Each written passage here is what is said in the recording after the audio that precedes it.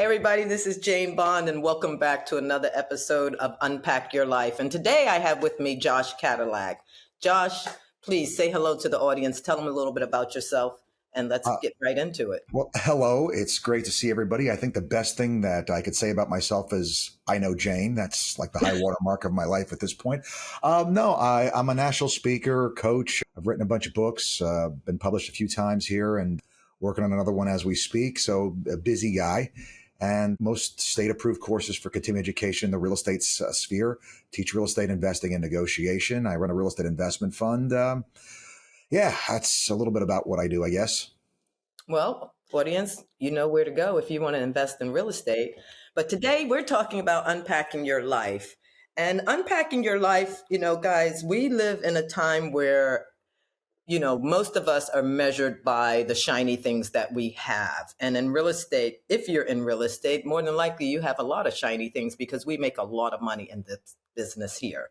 But on this note, in reference to unpack your life, we want to unpack all of those things and understand that the shiny things that we have are not how we're measured. We're measured by our ambition, or we should be measured by our ambition, our heartfelt emotions for other people, and how we deal with people and relationships in our lives and how we show up. And a lot of us out here show up as imposters. We might not want to admit it, but we do. And understanding who you are and showing up as your authentic self really pushes us to another level in our lives with who we are. So with that being said, unpacking your life is about showing up as your authentic self and working through things to get to where you want in life.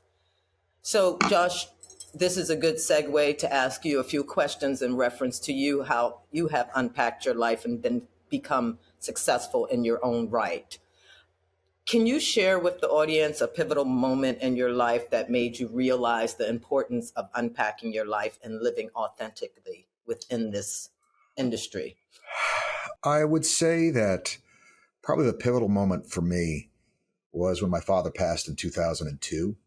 My father was a really, really strong personality, and my entire life was built around the idea of getting my father's approval. He was a very difficult man to impress. I don't want to say he was impossible to impress, but when he told you did a good job, it's because you did something he didn't think could be done. And believe me, his expectations were about as high as they came. So I spent a lot of time pushing very hard to chase that. And I mean, I'm not mad about that. I'm not bitter about that. I think that especially for a guys, I think tend to be a little bit lazy if we don't have something to fight for and chase. And I say that because I mean, my ladies that I coach, man, they work hard. They really do. Like they just do. Guys, they need a mountain to climb. They need a hill to take. They need a reason, right? And if you give them a reason, though, they will march right in the mouth of a cannon for you. Right. But it's finding that reason that's big enough, right? And so for me, early on in my life, it was my father, and I worked for my father since I was a kid, since I was 9 years old. And so, like at the end of every day, I would come home and I would report. I would say, "Hey, this is what happened. This is what went on," and he would tell me, his feedback is how I governed. How I did what I did. And now this person that was a force that was, trusted. My father always had my best interest at heart, but also was not afraid to be very, very tough on me. Wow. He's now gone. And so I had to look at, and I learned, I suppose, that I had to look at all the things that he had told me throughout the course of his life and run it through the filter of, was this really true? And I'll give you a silly example because most everything he told me was this absolutely rock solid advice. Okay. At the same time, he was almost 50 years old when I was born, and the guy had lived a life that makes the most interesting man in the world look like he was a cloistered nun. The stuff this man did, just patents and crazy stuff, hanging off chandeliers and, like that guy, right?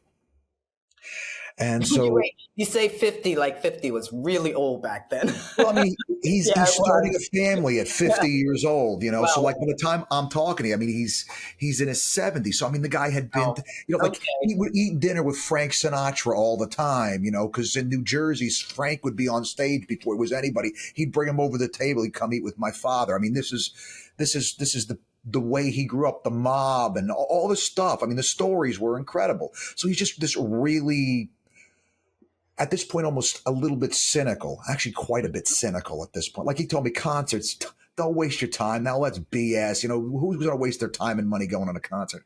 After he passed away, I went to my first concert. I was like, you know what?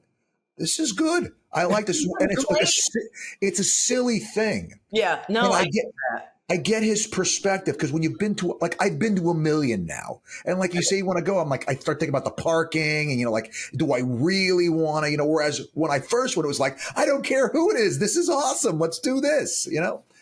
And Well, that's kind of unpacking an emotion that was deep rooted inside of you and sure. put there by someone. And all of a sudden you said, you know what, wait a minute. And I think it's questioning that, you know, it is questioning that a little bit, you know, like, and this is, I think, what you're saying, and I come at it in a very different way when I coach people, which is just kind of this CEO role of taking a step back from myself, who's actually the one doing things, and asking myself, all right, what kind of a person am I working with here? Like, what is this, and how do I get out of this person the best that I can? Because unfortunately, the living of life, the actual doing of your day to day, exactly, keeps you so distracted from asking the important, like, overall CEO questions. Like, does it even make any sense the way I'm freaking doing this? Like, am I out of my stinking mind? Mm-hmm. And so we're always questioning ourselves. It doesn't matter if you're the coach or you're the student. You're still questioning yourself about what is actually opening and happening in your life at that time. Yeah. And I mean, the question is, like, are you asking the right questions? Like, most of us are sitting here, like, feeling bad about how we're doing, and, you know, but, like, not bad enough to ask the real question. Well, all right, I am here. I don't like this. What the hell do I need to do to make it different? We don't ask that other question. We just complain, and we'll ask questions about the small things, like, should I have gone left or right? But not the big questions, like, should I be on this road? Should I be in this state? Should I be in this country? You know, like, or should I even be being coached? right. Like, all that kind of stuff. So, like, the ability to pull ourselves out of the day-to-day operation of our life and look with kind of this overall puppet master almost view of saying, all right, I have, by my leadership, gotten this person I'm responsible to this point right here. Right. Am I doing a good job of steering the ship, or do I need to chart a different course? But the problem is, when you are both the CEO of your life and also the staff, you spend so much time in the role of staff, cleaning the dishes, making breakfast. Like, there's so many tasks to do that it blinds you and makes you completely start to neglect this role of CEO, of assessing if the company, which is you, is going where you need the company to go. Exactly. If you abdicate the role of the CEO, unfortunately, those decisions get made kind of by society, by life, by other people. And I think that's exactly what you're talking about, when other people are kind of steering your ship rather than you figuring out, charting that course that's going to get you where you need to be. And a lot of people, I think, you know, they think success is in the chase. It's not in the chase. The success is in the underbelly of you, that fire, you know, that ambition, and how you show up and how you unpack things, because we're so distracted by so many things that are going on in life that we don't even realize we're going through some sort of trauma, you know, from our past, or even at the same time we're going through it. We don't even realize it because we're so distracted by so many things going on in life. We have to put that away. I think it comes to a point where it hits you in the face and you have to take action. And you say to yourself, you know, what am I doing here? These years are passing me by and I'm sitting here still, and life is moving on. So when do you come to a point where you say, you know what, I have to just release this and unpack, and I have to just go and figure this out somehow, and find a Josh or find a Jane Bond, or, you know, a Les Brown or whomever to help me just unload and become my authentic self and be able to show up and not take shit. Because we take a lot in and we don't give it back out to just clear ourselves of all of this. And this, like you said, you still have some trauma of what you went through with your dad. And I can relate to that because my dad was a very hard man. He had 6 girls, a son, and here it is, the women. I mean, even though we all grew up in the same house, we didn't all get the same memo. You know, Mm. everybody went different ways. I mean, Yeah, I can count the ones that got the memo and, did what they were supposed to do in life, and the ones that didn't, they're still like sitting there drowning in all these different traumas that they felt as though they went through. And I grew up with them, and I'm trying to figure out, what trauma are you talking about? Because I was there. So, a lot of people don't know how to connect with unpacking, and they really don't get it, because sometimes you have to love people at a distance, even though they have affected and impacted your life in a certain manner. sure. You feel as though you still have to be close with that person because they might be a family member or a good friend.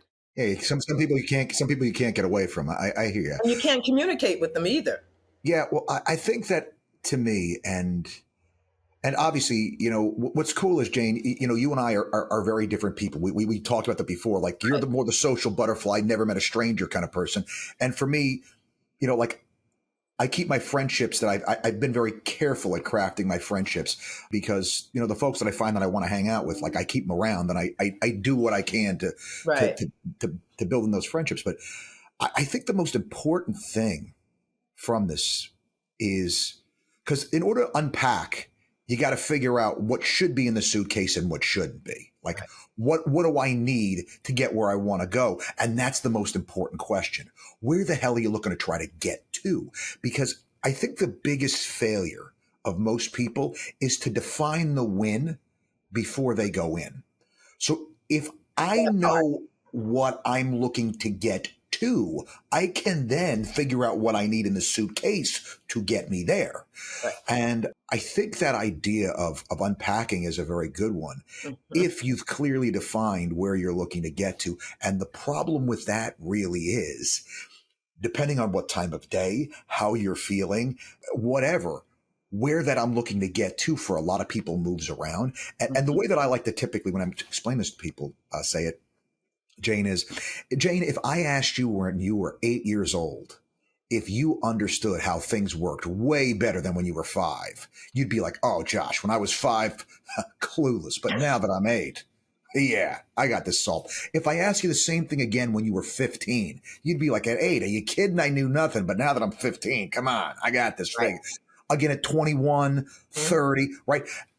Which means that our own perspective of our own life is flawed. And if I ask you 10 years from now, you're going to tell me the exact same stinking thing, because it's this moving target. So if we trust our perspective, the myopic perspective we have today, we're probably wrong.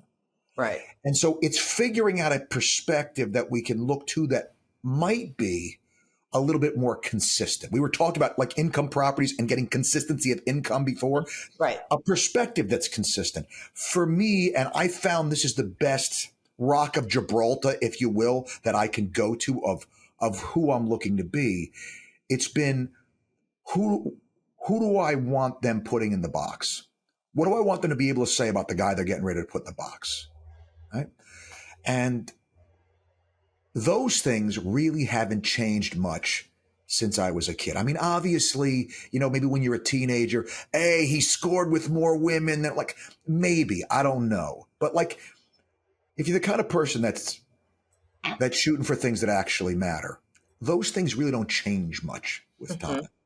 Mhm. Having the relationships that matter to me, having the people that are in those relationships being able to say, he's the reason why I am where I am today. Oh man, I'm sorry, Jane, that moves the needle for me from when I was 10 to where I am today. Right. Absolutely. And so, Because you've impacted someone's life in the good way. absolutely, because I exist, somebody's life is better. Right. And I think that there's value to that. And I've always felt that way. 100%. And so the things that get in the way of that, the things that I need in the suitcase to be more like that, that's what I want in the suitcase. The stuff that gets in the way of that, that's got to get unpacked. And That's I think right. the simplest way, and I mean, I know you're in New York, and I'm originally from New York, and I've said this in many times. I say it too much, probably. But when I was a kid, right, I grew up working for my dad from when I was 9. My father took me out of school, had me homeschooled, and used to send me to work from 6 a.m. to 1 p.m. every day from the time Wow. I was 5th grade till I finished school, working for one of his businesses, right? It's so funny. Your life seems very similar to mine with my dad as a girl, because my dad Yeah, was very regimented and he owned bars and nightclubs. And trust me, he was out there hustling. So he that's made it. sure I understood how to hustle as a girl. We all learned, but not all of us But followed. that's given you the strength to take and make the moves Right. that you've made and to do the things that most people would just rather stay in the situation they are than to move. It is a gift. And the thing is, the gift came packaged in That's this right. package of being hard on you and expecting and demanding so much. 100%. And yet now you look back, you hated it when it was happening, but now you look back and you recognize you have all this capacity that I hate everybody it else so much. struggles with. And you're like, what are you talking about? This is way easier than working till 2 o'clock in the morning. You know, like, this is cake. Oh, And so, my dad used to say, he would say, you can't be out here weak. I don't care yeah, what you say. You can't be out here weak as a girl, you know. And when I became a woman and I was working, not for him anymore, but I used to work for him till 2 in the morning because he taught me how to run a bar, how to fire people, how to hire people, how to do inventory, first in, first out. I mean, he yep, was the reason I went to school to be, you know, a financier, all of it because he put me in that position. However, it was not easy, you know, it was no, always, I felt like I was always being yelled at. I felt like I yep, was always being kind of put down somewhat, but put down in a way to raise me up. And I yep, didn't realize that until I got yeah, older. yeah, yeah. No, I get that. And I had to unpack those emotions also because he was always saying to me, "You can't be weak. You can't be out here." And I was emotional because it was my dad. You know, it's first love you Yeah, have, and you're crying, and he's saying these things to you, and you're like. But in the end, like you said, in the end, I thought if it wasn't for him hmm, instilling my work ethic in me, making me understand what it means to be a real entrepreneur and getting out there and hustling for your family. I don't have a family, it's just me, but the hustle is real. I never yep. stop to say, oh, I can't do this. I always say, I can do this. If he can do it, I can do it. Well, I mean, and there's a big piece to this, right? Which is that your dad did it because he cared. Absolutely. But the Not thing at is that, the time. At yeah, the yeah, time. no, I get it. But at the same time, we tend to either be, it's like a baby with a bathwater situation kind of thing with our parents, where it's kind of like, they were on this pedestal, or they were and I have all this terrible parent, I have all this trauma, Mhm. and I think it's actually both. It's a flawed person, a human being doing their level best, raising a kid, which there is Right. absolutely no instruction manual for. And here's the crazy thing: you said you have a bunch of siblings. They're all freaking different too. It's They're like all a different. That's why I right. said So we didn't all get the memo. And yeah, that's the crazy part. And yeah. you You go and open the hood on a different car. Like, where the hell's the oil thing? Where's the dipstick? They moved it. right. And so you don't know how to take. And so the result, doing the same thing with everybody when you have, and when you have a family like that, it's not always going to work. So it looks different too. And if you try the one size fits all, one kid's traumatized and in That's right. therapy for 15 years, and the other one is a rock star. Flourishing. Flourishing. Yes. Absolutely. And so, I think that recognizing my father was flawed, but he did the best that he could, has allowed me to hold him in the role of noble soldier that sacrificed the best way that he knew how. Like, maybe there was a better way to have done it, but he did it the Right. best way he knew how. And because I know that he did it the best way that he could, I can take and hold that in the right place in my heart and mind, recognizing there's probably some trauma and some damage that came from it, but it was done in the best way that he knew how. So I'm not going to hold him accountable so much for what he got wrong. I'm going to take the pleasure of what the gifts that he gave me of what he got right, and recognize this is some of the collateral damage that comes when you take and race a car at 200 miles per hour. Every once in a while, you're going to blow a cylinder or a head gasket's going to go, right? And so 100%. there's this give and take. And so that's kind of how I hold that in my mind and deal with what is, maybe a difficult relationship that I definitely have. I think for me in that instance, when I think back on him now at this age and stage of my life, I think, my God, I was so blessed to have someone that was there for me. And really, because when you're a kid, you're like, I used to tell my mom and dad, let me experience this for myself. And they Uh, will always say to me, we're trying to share this with you so you don't have to go through this. But sometimes you do have to go through it. Yeah, sometimes you got to learn the hard way. There's just To no two learn it, ways but about it. no difference than don't go to the concerts. It's a waste of time. But no, it wasn't a waste of time. It was something that released some type of freedom in you also, Yeah. and you have to go through, it's like going through the fire. If you don't walk through the fire, you don't know what the other side is going to be. Even though And you're scared to death and you might get burnt a little bit, but you get burnt no matter what yeah, sometimes. no, I mean, but it's a matter of, I think also, the collateral damage. I mean, I'm very grateful for, a lot of the advice that helped me to avoid a lot of the pitfalls. I mean, I never got anybody pregnant. I never did Yeah, anything that that was, was the one for me. Don't you dare go out here and do that in wedlock. yeah, yeah, Wedlock. yeah, Oh, yeah.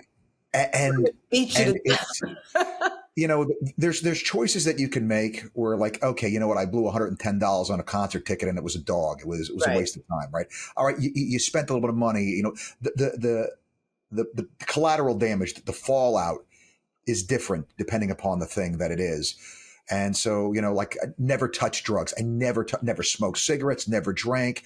These were things my father drank and he never told me not to. But, Mhm. just the ideas he instilled, like, do you need this in your life kind of thing? And, Right.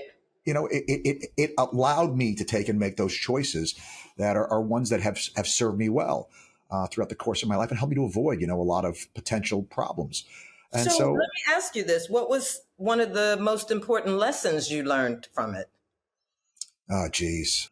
And how has it shaped you today? Like I'm listening to you, but you're saying you did have that trauma and you released most of it, but you felt as though it was something that helped you along the way also. So what was the lesson? What was the most important lesson? There's so many, Jane, that come to mind, but the first one that came to mind, and it's probably not even the most important, but there's so, my father was one of these guys that say stuff like Confucius, like it's a simple statement, but it's got so much to it. He Meaning told to it, me yes. you could always wash your hands. That was it. And what he meant was Yeah. one day dogs had come and taken the trash that we put out for the garbage. They had knocked it all over and there was trash all over the front yard. So my father told us to get out of the car and go pick it up. And we're going over there. "Ugh," Right. He says, you get in there with your hands. You get in there. You gotta set the tone for the men that work for you. Now I'm a 6, 7 years old. There's going to be people working for you. You got to show them how it's done. You could always wash your hands. Wow. And so, you learn that, you work like an animal. When I go in there, I show my people how hard I work. They work harder because I'm in the room, because they don't want to get shown up that badly by somebody Exactly. that's 15, 20 years older than them and hasn't been doing what they're supposed to do as an expert every stinking day. I work like an animal and I've learned to set, and I love that. I love getting in there and getting my freaking hands dirty, And the energy is good for everyone too. and everybody else is better off for it. The people that work for me, as much as it seems like I might be a horrible boss, I don't ever, if I'm given 10, I don't expect 10 from them. But I know if I want 8 from them, I got to show them 10. That's right. If I show them 10, they will give me 8 without me even having to ask. And so, And all of them he taught me to lead. all of them Yeah. won't make it through, but the Yeah. ones that do, that's the most proudest moment of your life with that. When people are better off because you're in the room, yeah, no, you help people to be a little bit more like the person they want to be in the box. Well, you can't live in a box. And, with that being said, my next question, segue to that is, how important is it to having a strong support system when you're out here, trying to do what you do personally and professionally? You know, I'm a small network kind of guy. I mean, there's Because you probably do have to unpack your life to reach your goal. sure. Well, I mean, there's levels to that, I suppose. My mom, who's still with me, I still talk to her every day. Like, Always are you check on my mom. brother? Huh? Like, it seems like you're my brother. Well, my father told me, last thing he told me was, you take care of your mother, your brother, and your sister. It's the That's right. last words he spoke to me. He's Italian. You take care of the family, you take care of your people. And so, after my father passed, I took my mother with me everywhere that I went, as far as the movies or whatever else, even if I was going out with friends or whatever, Yes. because those other people, those dates, those girlfriends, whatever. I mean, I would go out on dates obviously myself, but I would always try to make sure that she wasn't going to get a chance to get lonely. And I'm not saying that to make me anything special. No, It's no, no. recognizing that That's a wonderful thing. I want them to be able to say that about the guy they're putting in the ground. He took care of his people, right? And so the question then becomes, what do I have to do today to be that guy in the box at the end, to be the guy they're getting ready to put in the ground? How do I make it so they can honestly say that about me? How do I live my life today to be that guy at the end? That's it. And so for me, that's how I've kind of cleaned up my life. But as far as my support network goes, my mom, no matter what I tell her, she could hear anything from me. She's always in my corner, always pulling for me. I am Same here. overly blessed with two very, very different parents that were incredibly great parents. My mom is up for sainthood in my mind. No two ways about between putting up with my father for years and putting up with me for years, but she's just always been there. My wife is incredible, and my brother. I mean, my sister and I we're not as close, but That's my always brother. work in progress with family members when you're not that close. It's just Yeah, work. yeah. There's kind of this Cadillac culture of my family, the Cadillacs, and my sister kind of rejected it. She's the one that had to do it her own way. And Hmm. unfortunately, kind of, like a lot of life consequences have come, and still an unwillingness to like look at it. And, she does exactly the things that you're talking about that you shouldn't. She surrounds herself with these people that are hangers on, that are take advantage people, and, keeps making the same decisions to find herself in those same Right. spots. And so, I'm rooting for her, I'm pulling for her, but when the conversation gets back to any kind of that advice, it just immediately shuts it down. And I don't want the relationship to just simply be, me telling you how you should live your life. You got to make these choices at this You would point. think that people that keep making the same choices and getting the same results that light bulb would come on. And it doesn't. I don't, Well, like I I think, said, I grew up in the same household with five other siblings, six other siblings, and we're not all the same. We didn't all go and reach for the gold. And I'm sure there's a lot of conversation and has been about the ones that have done what they were supposed to do in life and keep moving. And then, of course, when you have your family gatherings, you have all the little whispers and what is she doing? When does she get back? And how is she doing? And, it's a family thing. It happens in every family. And it's not an easy thing to deal with. Like you said, all the distractions, those are part of the distractions in your head constantly that you put away because you just can't deal with it right now. And that's a part of unpacking also at some point. and it's how you take it. I mean, Yeah. At some point, you just go, you know what? I'm not even going to go there in my head, but I know it's there, but yeah. I'm not going to go there and touch that because I have so much going on over here, and I think loving someone at a distance and living at a place of freedom for yourself is so powerful and important. And that's another part of unpacking your life because when you love someone, at a distance and you still live a life of freedom without that trauma, you can move on because you have put that in its department where it belongs. Yeah. Well, I mean, taking up the trash is a big part. I mean, when I first started coaching people back when, I thought it was going to be very much about differential cash flow, Mhm. real estate analysis, because this is where I live, and it winds up being about, more so than anything, taking out the trash. Right. There's all this trash. Everybody seems like they've got Monica's apartment from Friends and that closet where she just put everything that she didn't want to take and deal with. I used to live down the street from that. Well, what they said was the Yeah, building. the be real shot of the Yes. yeah. And so, identifying the trash and taking out the trash. I mean, I know that there's trash left unidentified in my Right. life still, but I try to be very cognizant of it, and I try to be willing to listen when, there's an outside perspective of something which says, you're like this. And I don't accept that. I'm not going to just accept that, wholesale. I'm going Right. to take it there and say, well, gee, Mm. am I? Like, I was teaching a class the other day, and I have 260 people in there, and one person says, "It feels like you're yelling at us," and I Maybe I immediately, am. yeah, Maybe you're not hearing me. I immediately took it in and said, like, am I? Because at the end of the day, it's not about me exercising my demons of, Right. I want to pick the tone that And is not going to only help that, you I'm the here most. for you. Right. And so, like, if I'm at it too hard right now, obviously my brother also told me this. It's a great line. He said, if you get a 1-star review on Amazon and it has 4,900 5-star reviews, the 1-star review is wrong. Right. Right.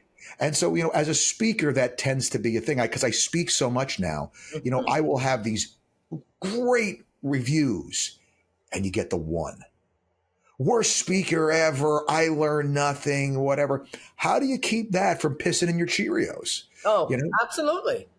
and It will bother you no matter which way you look at it. it can. And, Like, there's this how did part of this you that wants to happen? take and put a dead fish in the back of that person's car. Um, That's the Italian in you. Totally, totally. I mean, there is a poopsenders.com. They will send poop to anyone anonymously for you anywhere you want to go.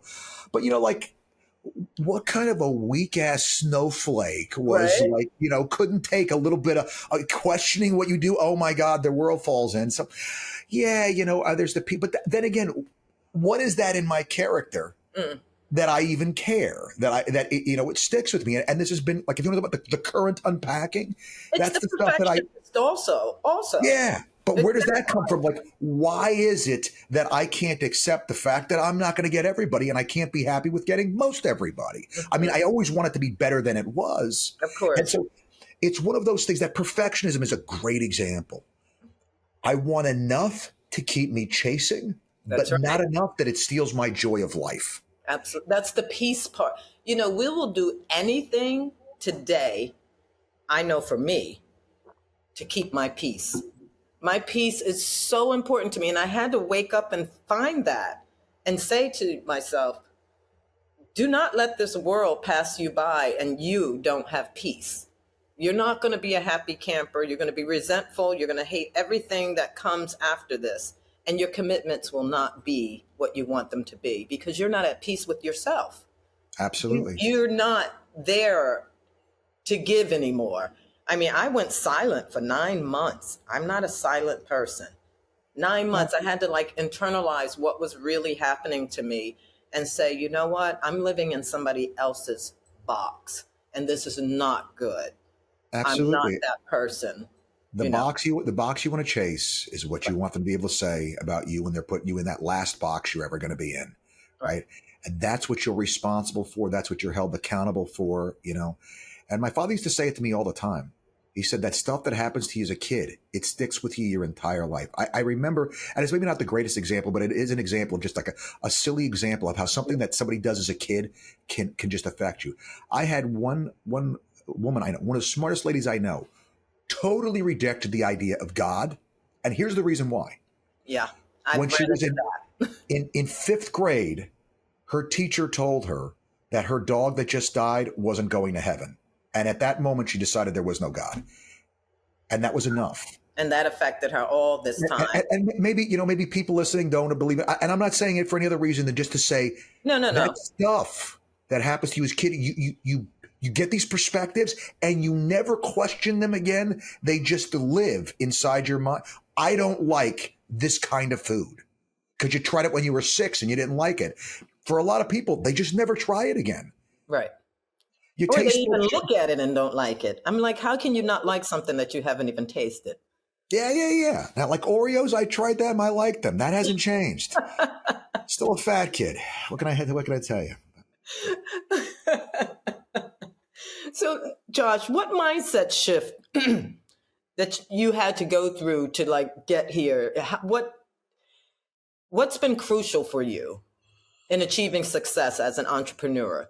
And how can others, this is a two-part question, how can others adopt these mindsets? I'll give you the one that I realize in retrospect that I've applied, which is stop looking for the freaking hack and do the work.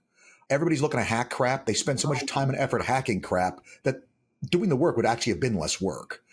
And And the they're big all over the place with it. Yeah. I mean, there's some things that I'm a huge believer in that really weren't mindset shifts for me. They were just kind of how I came wired between my father and wired from the factory. I'm a big fan of systems and stuff like that. Right. I think I having systems and tools is getting to perfection and success. Yeah, Without systems, you have no success. there's no way You to can't duplicate, scale. replicate. You can't scale. You can't Exactly. measure and you can't scale. If you don't have, and I told someone this yesterday, if you don't have systems in place, you will never be able to scale. Absolutely. And so for me, that doesn't really count to answer your question because that was so ingrained from my father Right. in all that I learned. So it wasn't a mindset shift. It's just a mindset shift for a lot of folks. And I Right. know it's one of the biggest tools that's responsible for the success that I've achieved. And honestly, it's what makes people look at what I do and they're like, how the hell do you do so? I mean, I speak 230, 240 days a year. I'm still running a real estate business and investment fund and all this stuff. And they're like, how the hell you do it? My systems remember everything. So I just take and point myself at what's got to get done next. Because And you that's have all I to can set do. those systems up. That's Yeah. doing the work. And a lot of people don't do the work. I think that if I had to take and tell you what the biggest one for me was going to be, it's pretty straightforward. I questioned everything I believed about myself from the beginning. I told myself I would never write anything ever again after I finished high school. When I finished high school, I'm like, I am not going to college because nobody is making me write one more stupid paper about bullshit that just doesn't matter. I'm sorry. I'm done with write 15 pages on what the solar system means. Get out of my eyesight. Don't Right. waste my time. Right. So I said, I'm never writing anything again. And if there was one thing, Jane, I was never going to do, it was get up in front of people and talk. Never going to do it. Right. Wow. Convinced myself. And you're not even social, but you get up and you speak in front of people all the time. Frankly, it is the thing I was made to do. It Well, at is least you know. painless. It is. And here's the crazy thing, because of what I believed about myself for years, I spent years not pursuing the very thing that I was here put on this earth to do. I have written now 45 textbooks for continuing education approval for the classes that I write, plus three popular books. One's just a digital book, and I'm working on a fourth book right now Okay. that we're trying to take and get as a bestseller called Success for Life. So, I mean, Well, you really unpacked that one. well, I questioned it at some point, and it's one more of those times where I was just flat out what I believed to the core of my essence of being was dead wrong. And so being willing to question those core beliefs a little bit, I think that was really the paradigm shift. Wow. Well, that was a huge shift because, for someone that doesn't want or made up their mind not to write anything and have written 45, that's a lot. And you Yeah. probably love it. You probably You know, absolutely love it when you sit down to do it. I love it when it's done. The I process still, you can like figure the it thing out. is, I'm not the fastest typist in the world. I'm not bad, but like I'm not the, it's kind of a very fast hunt and peck sort of Right. situation. So it frustrates me, who is so big on efficiency, that I'm slower than I want to be at it. But I when it's think I'm done, a it's a sense of writer. accomplishment. I It's think a I'm a sense writer inside. It's a real funny thing. I'm the girl that always had the how-to book. And the of, first book I wrote was a how-to book, of course. yeah, And yeah. I was told I would never be able to write a book or write anything by one of my professors. Actually, my English professor, he was like, you're just not a good writer. And when I finished that book and I wrote that book and people were actually buying it and calling me and saying, my God, I can hear your voice when you're speaking in this book. Uh-huh. I was just blown away. And I was like, now, Dr. Claster, I've written a book and I've not only written it, I've sold it and people like it. So it was So, like a sweet revenge. And that impacted me, hugely when I was in college. Like, I'm mhm. not going to be a good writer. I might as well give it up. My Yep. English, not only the English teacher, the dean of English was my professor at Pace University. And I'll never forget him saying that and getting a paperback with all these red marks and thinking, wow, I'm never going to get a good job. I'm not even a good writer. I won't even be able to write anything. So, And fast forward, I wrote a book. yep. I was really happy about that. I'm gonna leave you with this one because I do have to at some point. I'm enjoying this way too much. I am over enjoying this, And I have Jane. one more question before you leave us, but you Go go ahead. ahead. So the book that I'm working on right now, one of the authors that's coming into the book is a guy that graduated high school with a 1.0 GPA, but has become this incredibly successful broker and done tremendous stuff. And there's one principle that he almost got into a fist fight with when he was in high school, who told me he was never going to amount to anything and whatever. So he is committed. When this thing gets in the bestseller list, he's totally sending this guy an autographed copy of the book. I would too. I love it. That when he said that to me, I thought, wow. I mean, it stays with you. Oh, it totally does. Little things stay with you. It's it's a very weird thing. I remember being in college my first couple of years, and I was sitting at dinner table with all these girls I just met, and I was cutting my meat, and I cut it. I'm out of high school, my first year of college. I mean, nobody's teaching you how to sit there and dine properly. Yeah. I'll never forget, I'm cutting my steak, and I take a piece of it, and she looks at me and she says, "Jane Bond, you're cutting your meat too big and your mouth is full." I'll never forget her saying that to me. That stayed with me forever. So every time I sit at a dinner table, that thought comes in my mind. And we're talking 30 years ago. I am going to give you my response to people like that as a visual. She was a proper girl. I mean, here it is. Here's my proper response to your proper meat size. All right. I'm at an all-girls school, a very proper one, and she tags me like that in front of everybody. And that traumatized me. Trust me, it stayed with me, and I still think of it today. It's silly, but it stayed with me. You look, guys are much more likely to get into a physical altercation, but you ladies, man, you can be very, evil, and say some really harsh things. Yeah. But let me ask you, this is my last question. Yeah. So how do you integrate your work and personal life in a way that supports your overall well-being with your success? I prioritize it. I mean, I work a lot of hours. I typically work 8 to 7 most days. But when I'm traveling or something like that, if I can bring my wife with me, I do. Nice. If I try to travel with my mother at least a couple of times a year with my whole family. I try to make those events, the weekends. We always go to breakfast at Panera Bread or something like that and sit around and talk. After church, we'll go to Steak and Shake and just have a fat kid burger and just. I love it. I love it. Yeah, it's the Italian in me, but there's got to be food involved. If there's food involved, it's just a better experience. Absolutely. And so that's kind of, it's by using the systems, I'm able to take and keep the work stuff at work and make sure it all gets done.